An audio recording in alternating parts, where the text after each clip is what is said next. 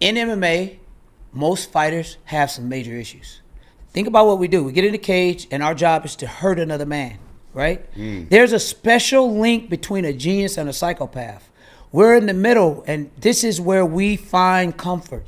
We find that comfort. If you notice, most of your champs, what were they? Bullied, picked on when they were a kid. But these guys are champs in the MMA game, fighting. But on the streets, they didn't pursue it that way. So for me, I had nothing to lose, nothing to live for.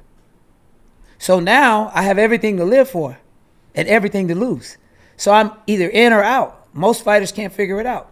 I have honest people around me. I'm honest with myself first, so I'm going to draw honesty. And Rampage has always kept it honest. He's always really motivated me. He helped me with kids. I had a nonprofit called Fight for Kids. He financed that. And I didn't realize, I thought he was rich. I didn't realize he wasn't making no real money back then. Compared to when I was training Miko Crow Cop, I saw a Crow Cop paycheck and I saw a Rampage paycheck, and Rampage was way bigger in Japan than Crow Cop. Right away, I said, this is going to be different. This isn't what I want to do. So I took the safe route out. I didn't take no damage. I had over 50 fights. I only lost probably 3 or 4. I saw the ins and outs of the game, and I said, okay, my son says he wants to fight. Rampage sat on the couch one day, and we're just shooting the crap. And he said, man, your son's going to be one of the best fighters in the world, and that's going to be your revenge. And I said, you know, it's crazy that you say that because I've been dreaming that. I've had visions of that. So throughout this whole journey, it's also made me extremely spiritual. I watched this man when he had gave his life to God. I said, there was a voice telling me he's going to be the UFC champ. I said, hey, Paige, you're going to be the UFC champ in the next year. Next year, UFC champ. Double champ on top of that, right? Then Tyron Woodley.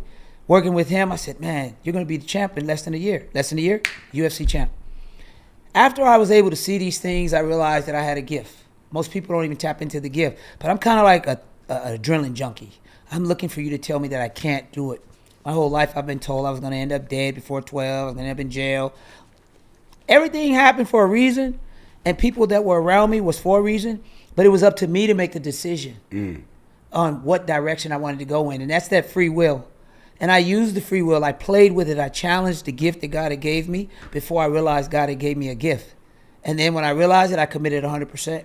And that's why I was able to kick the sexual issues. That's why everything that I went through, I think it was meant to happen. I didn't let anybody babysit my kids. Why?